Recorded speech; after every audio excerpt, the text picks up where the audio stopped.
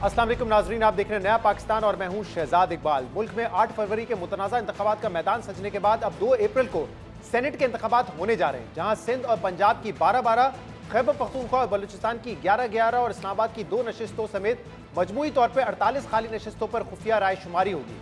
Election commission के schedule के मुताबिक उम्मीदवारों की जानिब से कागजात नामजदगी जमा करवाने का आज आखिरी दिन था, जिसके बाद मुख्तलिफ सियासी जमातों के उम्मीदवारों की जानिब से कागजात नामजदगी जमा करवा दिए गए हैं, जिसमें कुछ अहम और गैर मुतवक्के नाम भी शामिल हैं। और सबसे दिलचस्प बात यह है कि इन उम्मीदवारों में 3 नाम ऐसे हैं जो आज़ाद हैसियत में हिस्सा लेंगे और कभी इम्कान है कि ये तीनों उम्मीदवार यानी कि वजीर दाखिला मोहसिन नकवी, साबिक निगरान वजीर आज़म अनवारुल्लाह काकड़ और फैसल वावडा किसी जमात का हिस्सा ना होने के बावजूद सेनेटर मुंतखब हो जाएंगे।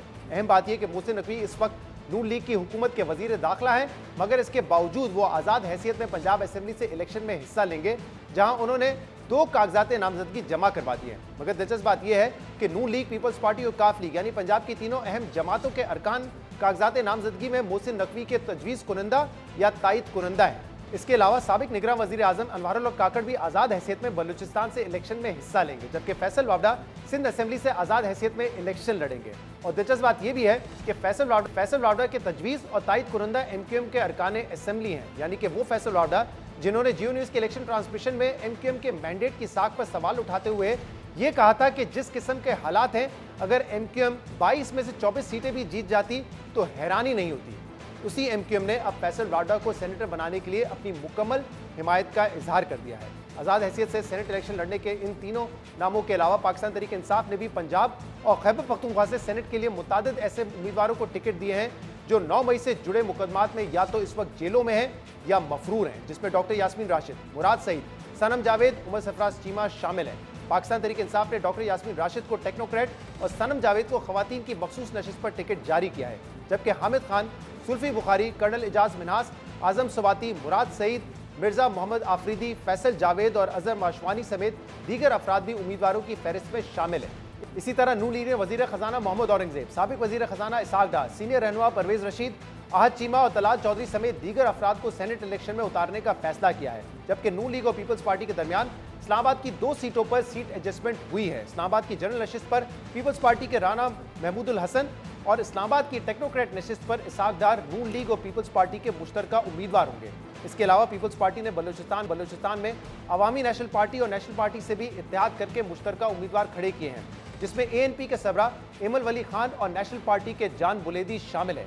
अब देखना होगा कि 2 अप्रैल को कौन कौन सी जमात खुफिया राय शुमारी में सरप्राइज देगी। अहम बात यह कि पाकिस्तान तहरीक इंसाफ की जानिब से सिर्फ पंजाब में सेनेट की 3 से 4 नशिस्तें जीतने का दावा किया जा रहा है, मगर पार्टी ने सेनेट इलेक्शन के लिए जिन नामों का ऐलान किया है उस पर पार्टी के सीनियर रहनुमा असद कैसर ने कहा है कि उन्हें इल्म नहीं है कि ये नाम बानी पाकिस्तान तहरीक इंसाफ की मंजूरी से जारी किए गए हैं या नहीं। एक तरफ सेनेट टिकट्स पर असद कैसर लालबी का इजहार करें तो ये मामला भी अभी तक एक मौजू बना हुआ है कि सुन्नी इत्तेहाद काउंसिल से इत्तेहाद का फैसला दुरुस्त था या नहीं, और इस इत्तेहाद का फैसला किसने किया था। इस बारे में पार्टी के मुख्तलिफ रहनुमा मुसलसल मुख्तलिफ राय का इजहार कर रहे हैं। शेर अफजल मरवत और अली जफर कहते हैं कि फैसला गलत था, इमरान खान इसके हक में नहीं थे, मगर असद कैसर और बैरिस्टर गौहर कहते हैं कि सुन्नी इत्तेहाद काउंसिल से इत्तेहाद के अलावा कोई और ऑप्शन नहीं था, इत्तेहाद का फैसला बिल्कुल दुरुस्त किया गया था। वादतुल मुस्लिमीन के साथ शमूलियत में वाहिद जो मकसद पिन्हा था वो अपनी रिजर्व सीटें बचाना थी।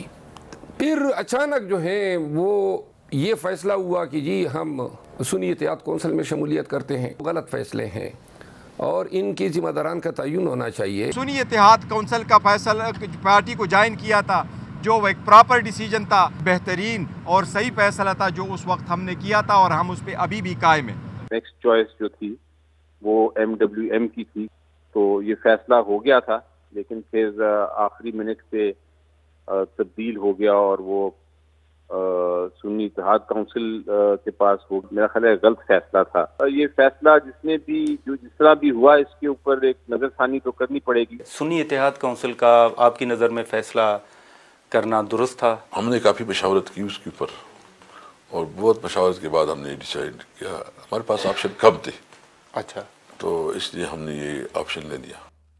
तो सुन्नी इत्तेहाद काउंसिल से इत्तेहाद का फैसला दुरुस्त था या नहीं, इस पर पार्टी में इख्तिलाफ पाया जाता है और इस इशू पर भी हम बात करेंगे। इसके अलावा आपसे कुछ देर पहले चीफ मिनिस्टर खैबर पख्तूनख्वा अली अमीन गंडापुर की मुलाकात हुई है बानी पाकिस्तान तहरीक इंसाफ इमरान खान से अडियाला जेल में, और जराए बता रहे हैं कि ये मुलाकात 30 मिनट तक जारी रही। इस मामले पर भी बात करेंगे और इस सब के लिए हमें ज्वाइन किया है पीटीआई के सीनियर रहनुमा अली मोहम्मद खान ने। अली साहब बहुत बहुत शुक्रिया वक्त देने के लिए। दीगर मामलात पर हम बात करेंगे, लेकिन अब से कुछ देर पहले सीएम खैबर पख्तूनख्वा अली अमीन गंडापुर साहब की मुलाकात हुई है बानी पीटीआई इमरान खान से। सियासी मामलात यकीनन डिस्कस हुए होंगे। क्या सेनेट टिकट के हवाले से बातचीत हुई है या कोई और अमूर पे बात हुई है? जी बहुत शुक्रिया शहजाद भाई। बिस्मिल्लाहिर्रहमानिर्रहीम। अल्लाहुम्मा सल्लि व सल्लिम मुबारक अला सय्यिदिना मोहम्मद व अला आलि मोहम्मद। सबसे पहले आपकी इजाज़त से 10 सेकंड में गज़ा पे जो जुल्म हो रहा है फ़लस्तीन में, इसराइली बमबारी और जुल्म और सितम पूरी उम्मत मुस्लिमा के लिए सवालिया निशान। हम फ़ख्र से कहते हैं कि पूरा पाकिस्तान उनके साथ खड़ा है। अल्लाह करे ये मुश्किलात उनकी हल हों। आमीन आमीन। अभी कोई 5-10 मिनट पहले मेरी बात हुई है वज़ीर आला खैबर पख्तूनख्वा गंडापुर साहब से, और तफसीली उन्होंने मुझे आगाह किया कि उनकी खान साहब से आज जो गुफ्तगू हुई है वो किन पैराए में हुई। और मैं समझता हूँ कि बहुत ज़बरदस्त है। मैं तो इसको मुलाकात कहूँगा कि एक तो जो एक पॉलिटिकल जो एक चैनल था जो कि कभी खुलता था कभी बंद होता था, क्योंकि मुश्किल वक्त में वो कलाम ने अच्छा किरदार अदा किया, लेकिन एक पॉलिटिकल लीडरशिप की ज़रूरत थी कि वो पॉलिटिकल फैसला साजी में अपना किरदार अदा करे। तो वज़ीर आला साहब की ये दूसरी मुलाकात है और अब ये सिलसिला चलेगा आगे। तो एक तो वो चैनल खुल गया है, ये बड़ी डेवलपमेंट है जो मुझे गंडापुर साहब ने बताया कि जो पॉलिटिकल डिसीजन मेकिंग है वो थ्रू पॉलिटिकल लीडरशिप ही अब ज़्यादा हुआ करेगी। तो ये एक अच्छी डेवलपमेंट है कि वज़ीर आला खैबर पख्तूनख्वा से मुलाकात हुई है। सेनेट टिकट्स के हवाले से भी उन्होंने आगाह किया और खान साहब ने जो मंजूरी दी है तो वज़ीर आला भी इस पे खुश थे और खान साहब के हवाले से भी बात कर रहे थे। और इस पे खुशी है कि सवाए 3 सीटों के खैबर पख्तूनख्वा से जिनको रिटेन किया गया है, जो पुरानी सीटें हैं हमारी और जो जिन्होंने खुद भी कुर्बानियां दी हैं, बाकी सारे वर्कर्स को दी गई हैं। और जो रिटेन की हैं उसमें आजम सवाती साहब सबको पता है मुश्किलात का शिकार रहे, फैसल जावेद साहब वर्कर है हमारा, मिर्जा अफरीदी साहब जिन्होंने आखिरी दिनों में एजाज चोई साहब सेनेटर के प्रोडक्शन ऑर्डर्स भी जारी किए, उसके अलावा बाकी सारे नए पॉलिटिकल वर्कर्स। तो जो एक बात मेरी और गंडापुर साहब के बीच में हुई, उन्होंने जिस पे जोर दिया वो ये था कि इन्वेस्टर्स की बजाय तहरीक इंसाफ ने वर्कर्स पे फोकस किया है और वर्कर्स को जो कुर्बानी देने वाले लोग हैं उनको लेके आए हैं। एक तो इस पे बात हुई है कि जो लिस्ट आई है तो वो बाकायदा खैबर पख्तूनख्वा के वज़ीर आला साहब और खान साहब के बीच में उस पर डिस्कशन हुई और उन्होंने आगाह किया। खान साहब की इजाजत से सारा कुछ हुआ। सेनेट टिकट्स के हवाले से जरा बताइएगा अली साहब, जो नाम आ रहे हैं पहले वो डिसाइड हुए और फिर शेयर किए गए बानी पीटीआई से, या बानी पीटीआई ने कहा है कि इन लोगों को टिकट देना है और पार्टी फिर उसको फॉलो कर रही है? गंडापुर साहब ने बताया कि खान साहब के साथ जो सेनेट के टिकट्स हैं उसके हवाले से भी गुफ्तगू हुई और खान साहब की डायरेक्शन पे टिकट उन्होंने दिए हैं और वो खुशी का इजहार कर रहे थे गंडापुर साहब के इस बार मेजॉरिटी सिर्फ 3 लोगों को छोड़ के जो रिपीट हुए हैं और वो भी पुराने लोग हैं, बाकी सारे वर्कर्स को दिए गए हैं। एक लफ्ज हमारे बीच यूज हुआ कि एक माजी में जो एक तरीक़ेकार रहा है बदकिस्मती से सेनेट में, तो इस बार तहरीक इंसाफ ने उसको चेंज किया है और इन्वेस्टर्स की बजाय वर्कर्स पे फोकस किया है। और उसमें जो साबिक आईजी हैं बहुत बड़ा उस पर वो खुशी का इजहार कर रहे थे। हमारे साबिक आईजी वहां से इरशाद हुसैन साहब, उनको ऑफर किया गया था केयर टेकर सेटअप में, उन्होंने इनकार किया कि मैं चूंकि पीटीआई से हूं तो मैं केयर टेकर सेटअप में नहीं आ सकता। तो ये एक बहुत बड़ा आईना दिखाया है इरशाद हुसैन साहब ने, जिनको हमने नॉमिनेट किया है टेक्नोक्रेट सीट पे मोहसिन नकवी साहब जैसे लोगों को, कि वो केयर टेकर सेटअप भी थे और अब वजारतों की भी मजे लेना चाह रहे हैं। हालांकि आर्टिकल 224(1)(b क्लियर कहता है कि केयर टेकर सेटअप के लोग इलेक्शनों में नहीं आ सकते, तो अगर आप इलेक्शन नहीं लड़ सकते तो काबीना में कैसे बैठ सकते हैं। और ये भी गंडापुर साहब ने बताया कि इरशाद हुसैन साहब फॉर्मर आईजी, उन्होंने बहुत बड़ा दुख भी सहा है, उनके बेटे एक मेजर साहब शहीद हुए, ये इनका ताल्लुक कुरम से है। तो अली साहब ये बताइएगा कि क्या इस हवाले से हमने सीट दी है, इस हवाले से बात हुई कि जो गंडापुर साहब की प्राइम मिनिस्टर से मुलाकात हुई उसके बाद आपकी पार्टी में से कई लोग एतराज कर रहे थे कि मुलाकात नहीं होनी चाहिए थी, इस पर बड़ी डिबेट हो रही थी, तो इमरान खान साहब कह रहे हैं कि ठीक है जो आईनी मामलात है, सूबे के मामलात है, उस पर जरूर कांटेक्ट रखें और मिलना चाहिए प्राइम मिनिस्टर से, इसमें कोई हर्ज नहीं है?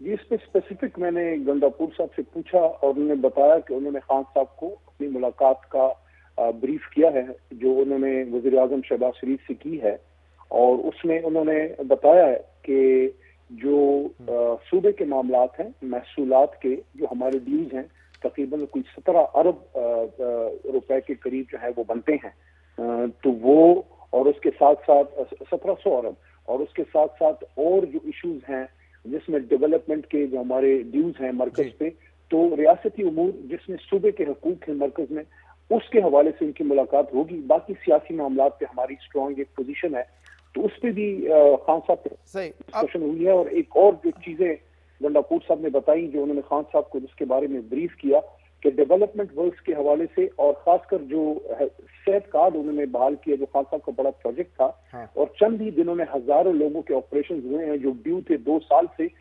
کچھ تو انہوں نے جو مسافر خانے جو ہمارے تھے قیام گاہیں واپس بحال کی ہیں، جس چیز پہ گنڈاپور صاحب بڑے خوش تھے اور انہوں نے خان صاحب کو اس پہ بریف کیا ہے، وہ بڑی زبردست. میں اس کے علاوہ ذرا مجھے یہ بتائیے گا علی محمد خان صاحب کہ یہ جو ٹکٹس دیے ہیں سینٹ کے، اور اس میں کئی ایسے نام ہیں جو کہ یا تو 9 مئی کے کیسز کی وجہ سے اس وقت جیل میں ہیں، حراست میں ہیں، یا پھر وہ روپوش ہیں اس وقت. مراد سعید صاحب کو بھی دیا ہے، صنم جاوید صاحبہ کے حوالے سے ویسے ہی کہہ رہے ہیں کہ ان کو اجازت نہیں مل رہی ہے دستخط کروانے کی. یاسمین راشد صاحبہ ہیں، زلفی بخاری صاحب اس وقت ملک میں نہیں ہیں، اعظم سواتی صاحب غائب ہیں.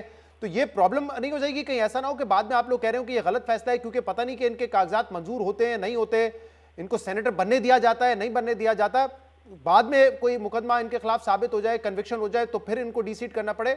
کیا سوچ سمجھ کے فیصلہ کیا گیا ہے؟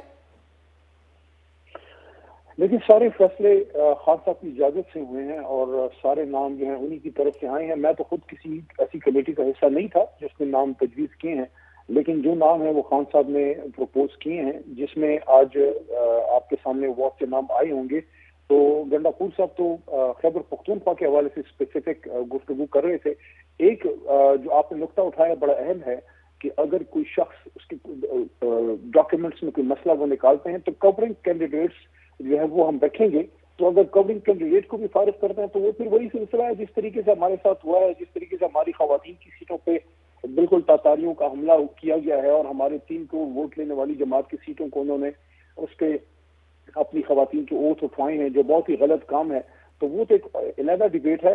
ایک نقطہ اور رکھ کے پھر آپ کو میں کہوں گا، ریکویسٹ کروں گا، آپ ایک سوال مجھے ضرور مزید کیجیے کہ جو گنڈاپور صاحب نے ایک چیز اور بتائی کہ انہوں نے کہا کہ خان صاحب کو انہوں نے بریف کیا ہے کہ تقریباً 2 لاکھ کے قریب ٹیکنیکل جاب اپرچونٹیز وہ کریٹ کریں گے اور بچوں کو باہر بھیجیں گے ٹریننگ کے لیے، تاکہ وہ صرف گرانٹس پہ اور اسکالرشپس پہ اور فنڈس پہ نہ رہیں بلکہ وہ خود کمائیں تاکہ اپنے پیروں پہ کھڑے ہوں. اور یہ وہی بات ہے جو حضور صلی اللہ علیہ وسلم کی ہے کہ آپ مچھلی نہ دیں بلکہ جال دیں تاکہ وہ مچھلی پکڑنے کے قابل ہو سکے. ساتھ میں 2 اور اہم، ٹھیک ہے علی صاحب، میں آپ کی توجہ ذرا اس لسٹ میں لانا چاہوں گا کیونکہ ابھی یہ سینٹ کے الیکشن بڑا اہم ہے اور ان ناموں ایکڑ زمینیں زیر آب آ جائیں گی انشاءاللہ. میں کہہ رہا ہوں یہ جو نام ہے جو سینٹ ٹکٹس کے لیے آپ لوگوں نے رکھے ہیں، اس سے تو پھر وہی تاثر جا رہا ہے کہ جو ایک تصادم کی پالیسی ہے، جو کنفرنٹیشن کی پالیسی ہے ریاست یا ریاستی اداروں کے ساتھ، اس کو آپ جاری رکھنا چاہتے ہیں کیونکہ یہ لوگ وہ ہیں جو کہ 9 مئی کے کیسز میں نامزد ہوئے ہوئے ہیں. ٹھیک ہے، ان کے اوپر ابھی تک جرم ثابت نہیں ہوا لیکن نامزد ہیں. انہی کو آپ ٹکٹ دے کے میسج دینا چاہ رہے ہیں کہ اگر آپ کی طرف سے کوئی ڈھیل نہیں ہے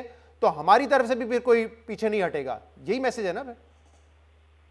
نہیں، تصادم کا اس کو رنگ دینا مناسب نہیں ہے. خان صاحب نے اپنے پرانے ورکرز پہ ٹرسٹ کیا ہے. ڈاکٹر یاسمین راشد صاحبہ، اب پاکستان میں اگر کوئی ایک شخص دہشت گرد نہ ہو تو شاید وہ وہی ہیں، کیونکہ جتنی خدمت اس 80-85 سالہ یا 75 سالہ بزرگ خاتون نے لاہور کی پاکستان کی ہے ان کو اکنالج کیا ہے. ساتھ ساتھ میں کورنگ کینڈیڈیٹ کے طور پہ عمر چیمہ صاحب کا نام آیا ہے. اس میں زلفی بخاری صاحب جو مشکلات میں ہیں اور ملک سے باہر مجبوری کے عالم میں بیٹھے ہیں، انہوں نے بھی تکلیف اٹھائی ہے. صنم جاوید صاحبہ جو ایک خاتون ہے بیچاری، اتنے دنوں سے کوئی 9 مئی سے وہ جو ہے وہ جیل میں ہیں. اسی طرح ہمارے بہت سے اور کارکن جنہوں نے تکلیفیں سہی ہیں.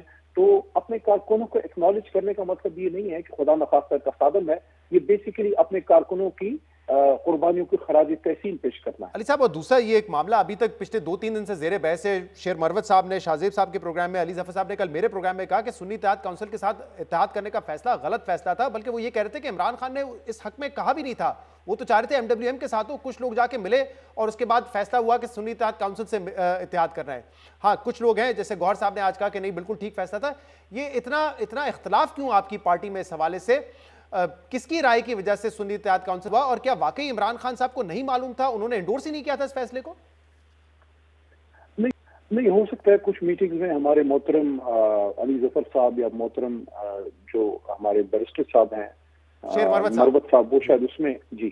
لیکن میں سمجھتا ہوں کہ یہ جو فیصلہ تھا جتنی بھی جماعتوں کے نام تھے خان صاحب کی اجازت سے ہوا اور اس پہ پارٹی کی مشاورت بھی ہوئی. صرف MWM اور سنی اتحاد کونسل نہیں تھا بلکہ جماعت اسلامی کی بھی خان صاحب نے اجازت دی تھی. شیرانی گروپ سے بھی بات چل رہی تھی. ایک جماعت اور بھی ہے شیرپاؤ صاحب کی, اس سے بھی بات چل رہی تھی. اس کے ساتھ ساتھ ایک جماعت شاید اور بھی ہے شیرانی صاحب کی جماعت سے بات چل رہی تھی.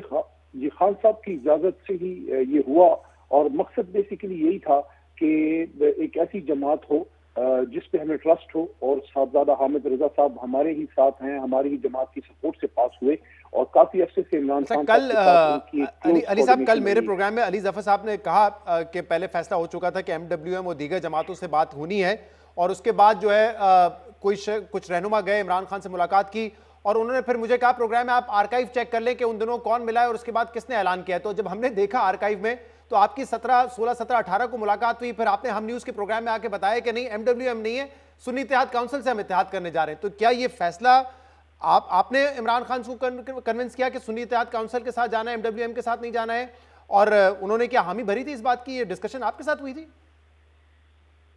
یہ بہت سی جماعتیں زیر غور تھیں کہ کس جماعت کے ساتھ اس مشکل وقت میں ہم ایک کوارڈینیشن رکھیں. MWM کے ساتھ بھی ہماری ایک کافی دیرینہ ایک ساتھ رہا ہے, اور اسی طرح صاحبزادہ حامد رضا صاحب کی سنی اتحاد کونسل شیرانی صاحب کے ساتھ بھی کافی عرصے سے ہمارا تعلق رہا, بلکہ 2022 کے جو بائی الیکشن تھے اس میں شیرانی صاحب نے عمران خان صاحب کی باقاعدہ سپورٹ کی تھی. فیصلہ میں صرف جانا چاہتا ہوں, فیصلہ بدلنے میں آپ نے کردار ادا کیا یا کوئی اور رہنما ہے؟ کیونکہ شیر مروت صاحب تو کہہ رہے ہیں کہ تعین ہونا چاہیے کہ کس نے یہ کردار ادا کیا تھا. دیکھیے کور کمیٹی میں اس پہ ڈسکشن ہوئی تھی, اور اس کے بعد کور کمیٹی کی اجازت سے سردار لطیف کھوسا صاحب, ہمارے چیف احمد ڈوگر صاحب, میں ہم خان صاحب کے پاس گئے, ملاقات ہوئی, ساری جماعتوں کے آپشن کے سامنے رکھے. خان صاحب نے اجازت دی کہ آپ ان سب سے رابطہ کریں. سنی اتحاد کونسل کی بھی انہوں نے اجازت دی, جماعت اسلامی کی بھی انہوں نے اجازت دی. جماعت اسلامی سے پھر بات آگے نہ بن سکی. شیرپاؤ گروپ کی بھی انہوں نے اجازت دی تھی, لیکن شیرپاؤ خان صاحب سے پھر بات آگے نہ بن سکی. وہ بھی ہمارے قابل احترام ہیں کہ عمران خان نے سنی اتحاد کونسل کے حوالے سے بھی اجازت دی تھی. بہت بہت شکریہ علی محمد خان صاحب ہمارے ساتھ موجود ہیں. اس کے بعد مزید بات کریں گے, NFC ایوارڈ کے ایشو پر بات کریں گے. Stay with us. Welcome back. IMF کی جانب سے NFC فارمولے میں تبدیلی کی تجویز سے متعلق میڈیا رپورٹس پر پیپلز پارٹی نے سخت رد عمل کا اظہار کیا ہے. پیپلز پارٹی نے 2010 میں طے پانے والے NFC فارمولے میں کسی قسم کی تبدیلی کو مسترد کرتے ہوئے واضح کر دیا ہے کہ NFC ایوارڈ میں صوبوں کا حصہ بڑھ تو سکتا ہے مگر کم نہیں کیا جا سکتا. آج اس بارے میں وزیر اعلیٰ سندھ مراد علی شاہ نے میڈیا سے گفتگو میں کہا ہے کہ حکومت IMF کے دباؤ کی وجہ سے NFC ایوارڈ میں صوبوں کے لیے مختص رقم کم نہیں کر سکتی. NFC ایوارڈ کے بارے میں آئین میں لکھا ہے کہ صوبوں کا حصہ کم نہیں کیا جا سکتا لیکن اسے بڑھایا جا سکتا ہے. یعنی پیپلز پارٹی کو NFC فارمولے میں کسی قسم کی تبدیلی ناقابل قبول ہے. مگر اہم بات یہ ہے کہ NFC ایوارڈ ایک ایسا معاملہ ہے جس سے ملک کا مستقبل جڑا ہوا ہے, معاشی مستقبل جڑا ہوا ہے. اس لیے اس معاملے پر کھلے دل و دماغ سے بحث کی ضرورت ہے, کیونکہ NFC ایوارڈ کے بعد صوبے اخراجات میں تو آگے ہیں مگر ٹیکس اکٹھا کرنے میں بہت پیچھے ہیں. ماضی میں نون لیگ اور پاکستان تحریک انصاف کی حکومتیں بھی NFC فارمولے میں تبدیلی کی بات کرتی رہی ہیں. سابق وزیر خزانہ اسحاق ڈار اور مفتاح اسماعیل بھی NFC فارمولے میں تبدیلی پر بات کرتے رہے, جبکہ اسد عمر NFC کے معاملے پر بحث کو ضروری قرار دیتے رہے. بہت ضروری ہو گیا ہے کہ ہم واپس سے ایک مرتبہ NFC ایوارڈ کو کھولیں, اور جو ہم پیسے NFC ایوارڈ میں صوبوں کو دے دیتے ہیں, جس سے کہ صوبوں کا خرچہ 5-600% بڑھ گیا ہے پچھلے 5-10 سالوں میں, بینکرپسی کے نیچ پہ ہوگا اور صوبے امیر ہوں گے تو ملک نہیں چل سکتا. اور ان تمام معاملات پر بات کرنے کے لیے ہمارے ساتھ موجود ہیں پاکستان پیپلز پارٹی کی سینئر رہنما سینیٹر شہری رحمان. شہری رحمان صاحبہ بہت بہت شکریہ وقت دینے کے لیے. پچھلے 2 دن سے یہ خبر گردش کر رہی ہے کہ IMF نے پاکستان کو کہا ہے کہ جو NFC ایوارڈ ہے اس کو ری اسیس کرے, اس پہ نظر ثانی کرے, تاکہ جو ڈسپیرٹیز یا امبیلنس ہیں فسکل ریسورسز کے جو ڈسٹریبیوٹ ہوتے ہیں صوبوں میں اور وفاق میں, اس کو تبدیل کیا جا سکے. لیکن آپ نے آج اس پہ اسٹیٹمنٹ جاری کیا ہے اور آپ نے اس کی مخالفت کرتے ہوئے یہ کہا ہے کہ ضرورت اس بات کی ہے کہ فیڈرل حکومت جو ہے وہ اپنے ٹیکس کلیکشن کو بہتر کرے, نہ کہ جو پروونشل شیئر ہے اس کو انکروچ کرنے کی کوشش کی جائے. کیوں آپ سمجھتی ہیں کہ جو NFC ایوارڈ ہے جو کہ 2010 میں ہوا تھا, 5 سال بعد اس کو ریوزٹ ہونا تھا, اس میں تبدیلی کی ضرورت نہیں ہے؟ یہ جو نئی بات سننے میں آ رہی کہ جی IMF انسسٹ کر رہا ہے کہ آپ NFC ایوارڈ کو ریوزٹ کریں, یعنی اس میں اب ترمیم لائیں, جو پاسبل نہیں ہے جی آئینی ترمیم اور بہت ملک پہ تقسیم کے بغیر. تو یہ تو ایک عجیب و غریب بات ہے کہ IMF اس طرح کی بات کرے. ہم نے تو پہلے کبھی نہیں سنا ہے کہ IMF نے اتنی اس میں آگے بات کی ہے کہ پاکستان کے ڈیموکریٹکلی کانسٹیٹیوشنلی کنسنسس سے اگریڈ یہ چیزیں جو ہیں فارمولا فریم ورکس جو ہیں ان میں انٹرونشن کرے. اور ہماری اطلاع بھی ہے, شاید آپ بہتر جانتے ہوں, آپ میڈیا میں ذرائع ابلاغ کو بہتر پتا ہوگا کہ یہ بات تب نکلی جب فیڈرل گورنمنٹ نے کہا, ایف بی آر نے رادہ کہا کہ ہم اب ہمارے ہاتھ بندے ہم اور ٹیکسیشن نہیں کر سکتے. اب دیکھیے یہ ریاستوں کی زندگی ان کے ریونیو کلیکشن پر ہی مختص ہوتی ہے. کب تک آپ اتنے قرضوں پہ رہیں؟ صوبے تو این ایف سی ایوارڈ کے بعد جو ہے, مالیاتی کمیشن ایوارڈ کے بعد تو یہ سرپلس دے رہے ہیں. ان کی ٹیکس کلیکشن آپ کوئی بھی ٹیبل کھول کے دیکھ لیں, اور بے شک آپ کے سامنے ہوگا, میں آپ کے ساتھ شیئر بھی کر سکتی ہوں کہ صوبوں کی جو ٹیکس کلیکشن ہے وہ بڑھتی جا رہی ہے اور وفاق کی کم ہوتی جا رہی ہے, جبکہ ہونا ایسا نہیں چاہیے. اچھا میرے پاس یہ نمبرز ہے, لیکن میں ان نمبرز پہ آنے سے پہلے شہری رحمان صاحب, ابھی جو پہلی اسپیچ تھی وزیر اعظم شہباز شریف صاحب کی نیشنل اسمبلی میں, اس میں انہوں نے یہ کہا کہ ہماری جو ٹوٹل جو محصولات ہوتی ہیں, ریونیوز ہیں, جس میں ٹیکس بھی ہے اور نان ٹیکس بھی ہے, وہ 12,300 ہیں. 7,300 وہ کہہ رہے ہیں کہ فیڈرل گورنمنٹ کے پاس بچتے ہیں after distribution to the provinces, اور 8,000 کا ہمارا صرف انٹرسٹ پیمنٹ ہے. یعنی کہ وفاق جب شروع ہوتا ہے تو -700 بلین سے ہوتا ہے. یہی بات اسحاق ڈار صاحب بھی کر چکے ہیں, اس سے پہلے ڈاکٹر مفتاح اسماعیل صاحب بھی کر چکے ہیں, اس سے پہلے عمران خان صاحب بھی کر چکے تھے کہ ہمارا جو بجٹ شروع ہوتا ہے وہ مائنس سے ہوتا ہے. تو وفاق وہ کہہ رہے ہیں کہ کمزور ہو گیا, وفاق کے پاس پیسے ہی نہیں ہوتے, اس نے پھر ڈیولپمنٹ پہ بھی کام کرنا ہوتا ہے, سبسڈیز بھی دینی ہے. جی یہ دیکھیے یہ بڑی مت ہے, اور شاید ان لوگوں کو یہ کہا بھی گیا ہے ان لیڈران کو کہ اگر ہم صوبے سے پیسے واپس لے لیں گے, ویسے بھی صوبے سرپلس دیتے ہیں, آپ ذرا ریکارڈ چیک کیجئے, جی پچھلے 2 سال سے تو سرپلس لیا جاتا ہے. ایگریمنٹ کر رہے ہیں وفاق سے. 2 چیزیں دیکھیے, ایک تو ان کو اپنی ٹیکس کلیکشن بڑھانی ہے, اور انہوں نے اپنے اخراجات کم نہیں کیے, انہوں نے ذمہ داریاں نیچے منتقل کر دی صوبوں کو. ٹھیک ہے, بہت ساری ذمہ داریاں منتقل کر دی صوبوں کو, لیکن آپ نے پھر اپنے نہ اخراجات ختم کیے, نہ اوپر وفاقی ڈھانچے کم کیے. یعنی کہ ان پر اخراجات چلتے رہے, آپ سپورٹس منسٹریز قائم کیے ہوئے, مطلب جس کے کیا معنی ہیں. اس طرح کی منسٹریز جو ہیں چل رہی ہیں, ان پہ وسیع طور آپ کا سرمایہ لگتا ہے. اور یہ بلاول بھٹو زرداری صاحب نے اپنی الیکشن کیمپین میں بھی کہا تھا, آپ کے منشور میں بھی ہے کہ جب آپ وفاق میں آئیں گے تو آپ بہت سارے محکمے جو ہے وہ بند کریں گے جو ڈیوالو ہو چکے ہیں. جی کیونکہ یہ ڈپلیکیشن ہوتا ہے نا, نیچے پھر کیپیسٹی بھی پہنچے گی, وہی فیڈرل بیوروکریسی پھر منتقل ہوتی ہے. کیپیسٹی بڑھانی ہے صوبوں کی, اور صوبوں کے پاس جو وسائل ہیں پھر وہ لگیں گے جینیوئنلی ان کی گورننس پر. تو یہ جو ڈپلیکیشن چل رہی ہے, یہ تو اس کی وجہ سے بھی تو سٹرین ہو رہا ہے نا سارا. اس وقت شریف صاحب جو زیادہ تنقید ہوتی ہے وہ اس حوالے سے نہیں ہوتی کہ صوبے اپنے ایکسپینڈیچر کم کریں, کیونکہ ظاہر سی بات ہے ان کے پاس محکمے زیادہ ہیں, ان کے پاس اب. اچھا ایک آپ سے میں گزارش کروں گی, آپ اگر ریکارڈ دیکھیں کہ صوبوں کا جو ایکسپینڈیچر ہے وہ کم ہوتا جا رہا ہے, اور وفاق کا جو ایکسپینڈیچر ہے وہ بڑھتا جا رہا ہے. مطلب یہ ایڈمنسٹریٹو ایگزیکٹو بلوٹ جسے کہتے ہیں نا, بلوٹنگ, یہ کیوں ہو رہی ہے؟ اور اس پر بھی آپ مطلب یہ خود تھوڑا مطلب ہمیں اپنے بھی گریبان میں جھانکنا چاہیے کہ وفاقی حکومتوں کے خرچے کیوں اتنے بڑھتے جا رہے ہیں. ٹیکس کلیکشن کے حوالے سے بات کرنا چاہ رہا ہوں. اب دیکھیں جو ٹوٹل ہمارا ٹیکس کلیکشن پچھلے سال ہوا تھا وہ 7,819 بلین کا تھا, اور صوبوں کا جو ٹوٹل صوبوں کی کلیکشن تھی وہ 650 ارب روپے تھی. یعنی کہ 1% سے کم جو ہے وہ صوبے کنٹریبیوٹ کر رہے ہیں ٹوٹل ٹیکسیشن میں.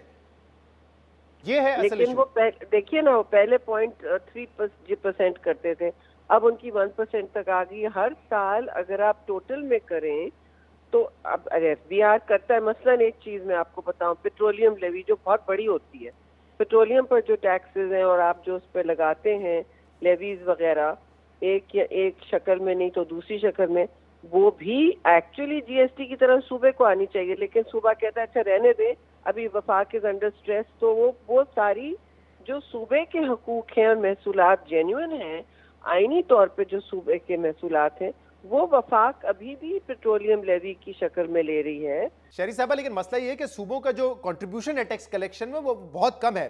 10 سال پہلے 2013-14 میں یہ contribution 7.4% of the total tax تھا. 10 سال بعد بھی آپ دیکھیں جو ٹوٹل ٹیکس کلیکشن ہوتا ہے اس کا صوبوں میں کنٹریبیوشن جو ہے وہ صرف 8.4% ہے. میں نمبرز دیکھ رہا تھا انڈیا کے, اور انڈیا میں جو اسٹیٹ گورنمنٹ ہے وہ 35% کنٹریبیوٹ کرتی ہے ٹوٹل ٹیکس میں. 65 ہوتا ہے کنٹریبیوشن فیڈرل کا, اور 35% وہاں پہ اسٹیٹ کنٹریبیوٹ کرتی ہے, جبکہ پاکستان میں یہ شرح صرف 8.4% ہے. اور اگر آپ دیکھیں تو یہ صوبوں کی ذمہ داری ہے نا کہ وہ ایگریکلچر ٹیکس لگائیں.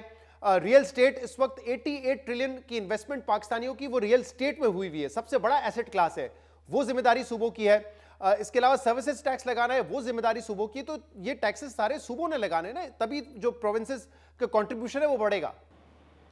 نہیں دیکھیے یہ تو آپ بجٹ میں کر سکتے ہیں نا ٹیکس کلیکشن, یہ تو کوئی بات نہیں. بالکل آپ مجھ سے جو عرض کر رہے ہیں معقول بات کہہ رہے ہیں, آپ کہہ رہے ہیں جو مجھے پسند نہ ہو آپ کو پسند ہو, بات یہ نہیں ہے.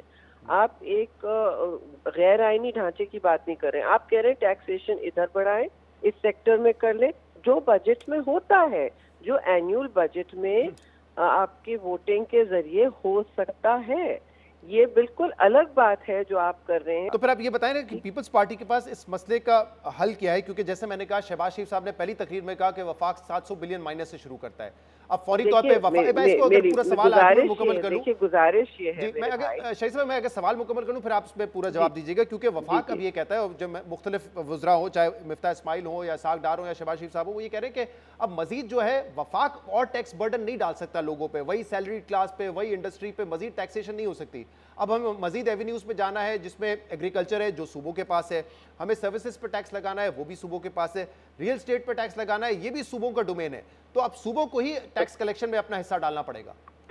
اچھا گزارش یہ ہے کہ اگر یہ سٹریس ہے اس وقت, تو سب کو پتا ہے کہ ایک اقتصادی ٹراما میں چل رہا ہے, ایک بحرانی کیفیت ہے, ٹھیک ہے نا, اور کافی سالوں سے یہ سچویشن چل رہی ہے. پچھلے 4 سال سے تو بالکل یہ ایک نئی جسے کہتے ہیں نئی کشش, نئی روش پکڑ چکی ہے, انٹینسٹی بہت زیادہ ہو چکی ہے. تو اس صورتحال میں جو بار بار ہم بھی کہہ رہے ہیں اور میں سمجھتی ہوں شہباز شریف صاحب نے بھی یہی بات کہی ہے کہ بھئی بیٹھ کے آپ ایک economic agenda, charter of economy بیٹھ کے کر لیتے ہیں, بجائے اس کے کہ ہم ایک دم ریڈیکل سرجری پر آ جائیں. آپ کہیں کہ جی کیا کیا ہم نے اصل میں جو ہم نے سبسڈیز ہٹانی ہے, ہم نے جو چیزیں کرنی ہے, بہت ساری چیزوں کا کے لیے ایکچوئل بجٹری راستے ہیں. 1500 ارب آپ سبسڈیز دے رہے ہیں, ٹھیک ہے جی, تو آپ اس پر آئیں, آپ دیکھیں کہ آپ نے کتنی منسٹریز پہ, فیڈرل منسٹریز جو ڈبل چل رہی ہیں ان پہ کیا خرچے ہیں, آپ اس پر آ جائیں. اربوں خربوں روپے کے خرچے, لیکن وہ ڈسکشن نہیں ہو رہا. بس ٹیکس ہم NFC کو کاٹیں. NFC ایوارڈ کو نہیں تبدیل کیا جا سکتا کیونکہ obviously اس پہ تمام پارٹیز کا کنسنسس صوبوں کا چاہیے, لیکن اگر وفاق یہ کہتی ہے کہ ٹھیک ہے پھر سبسڈیز یا BISP یا ڈیٹ یا سیکیورٹی کے کچھ اخراجات جو ہے وہ صوبے لے لے اپنے ذمہ, تو کیا آپ کو لگتا ہے اس پر بات ہو سکتی ہے؟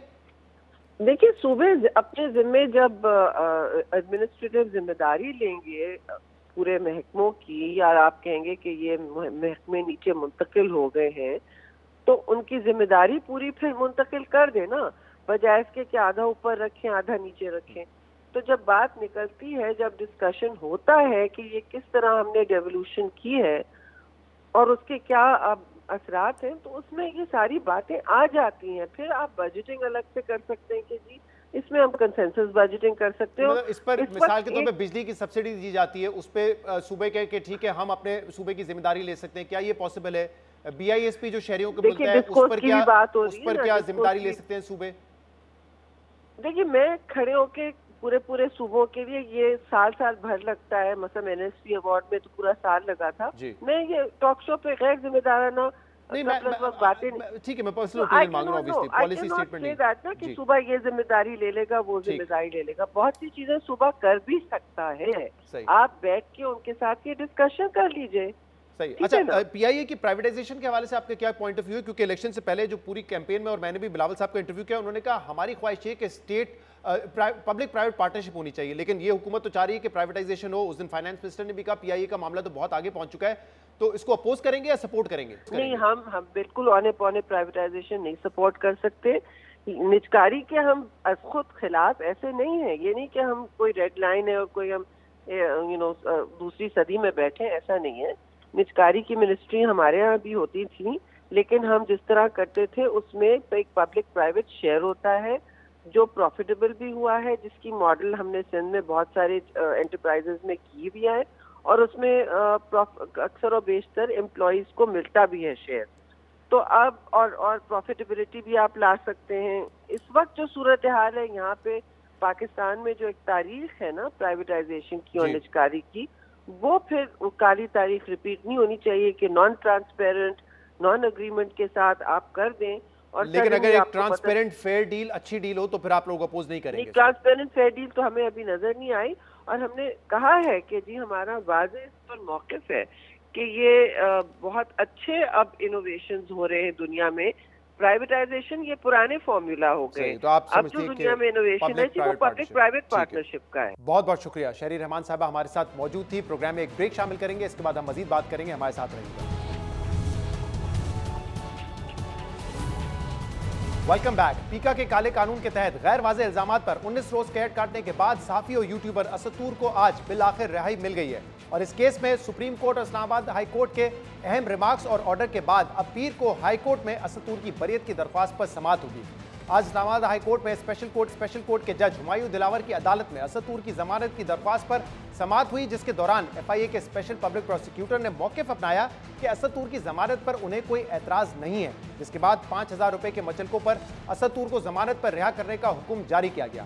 اہم بات یہ کہ 2 روز پہلے اسی عدالت نے اسپیشل پروسیکیوٹر کی عدم حاضری پر اسد طور کی درخواست ضمانت پر سماعت پیر تک ملتوی کر دی تھی، لیکن کل اسلام آباد ہائی کورٹ نے اسد طور کے وکلا کی جانب سے رجوع کرنے پر اسپیشل کورٹ کو حکم جاری کیا تھا کہ وہ پیر کے بجائے ہفتے کو یعنی آج درخواست ضمانت پر سماعت کرے اور فیصلہ جاری کرے. اس کے علاوہ سپریم کورٹ بھی اسد طور کے خلاف دائر مقدمے کو غلط قرار دیتے ہوئے ریمارکس دے چکی ہے کہ اسد طور پر درج مقدمے میں دائر دفاعت کا اطلاق نہیں ہوتا. جبکہ اہم بات یہ ہے کہ اٹارنی جنرل آف پاکستان نے بھی سپریم کورٹ میں یہ اعتراف کیا تھا کہ اسد طور کے مقدمے میں پیکا قانون کی غلط دفاعت کا اطلاق کیا گیا ہے، لیکن اس کے باوجود اسد طور پر ایف آئی اے کا مقدمہ بدستور قائم ہے، جسے ختم کرنے کے لیے اسد طور کے وکلا نے درخواست اسلام آباد ہائی کورٹ میں دائر کر دی ہے، جس پر پیر کو سماعت ہوگی. اس پورے معاملے میں تشویش کی بات یہ ہے کہ ایف آئی اے نے اسد طور کو ججز کے خلاف مہم کے الزام میں طلب کیا تھا، مگر بعد میں جو مقدمہ درج کیا گیا اس میں ججز کے خلاف مہم کا الزام شامل کرنے کے بجائے پیکا کے سیکشن 9, 10 اور 24 کی دفعات ڈالی گئی تھی، جو دہشت گردی کی تشہیر، سائبر ٹیررزم اور سائبر اسٹاکنگ سے متعلق ہیں، جس کے بعد انہیں 10 روز تک جسمانی ریمانڈ پر تحویل میں رکھا گیا اور 9 روز تک جوڈیشل ریمانڈ پر اڈیالہ جیل میں بھی قید رکھا گیا.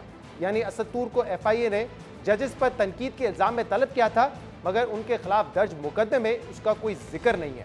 اس دوران ایف آئی اے نے ان کے فون تک رسائی اور ان کے صحافی سورسز جاننے کے لیے ان کی جسمانی ریمانڈ کی درخواست کی تھی، اور ان کا 10 دن کا جسمانی ریمانڈ بھی دیا گیا تھا. صحافی اسد طور کا پیکا جیسے کالے قانون کے تحت گرفتاری پریشان کن معاملہ ہے. صحافی حلقوں میں تشویش ہے کہ ایک صحافی کو ایسے کیس میں گرفتار کیا گیا ہے جس پر ان پہ لگنے والے الزامات بھی واضح نہیں ہیں. منتخب حکومتوں کے دور میں ایک صحافی کا مبہم الزام پر 19 دن تک قید میں رہنا یقیناً ایک تشویش کی بات ہے. آج کے پروگرام میں اتنا ہی. شو سے اجازت دی. اللہ حافظ.